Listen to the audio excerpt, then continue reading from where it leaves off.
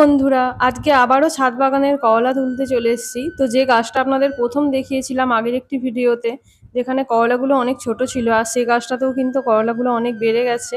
আর এই গাছগুলোই তো হয়েছে, দেখুন কতগুলো বড় করলা হয়েছে এই গাছটাতেও।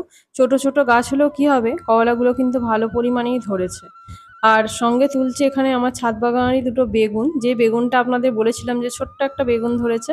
আর দেখুন সেটাও কত বড় হয়ে গেছে। আর বেগুনের বোঁটাগুলো কিন্তু এতটাই শক্ত ছিল যে কাঁচি দিয়ে কাটতে আমার খুবই অসুবিধে হচ্ছিল, অনেকটাই শক্ত।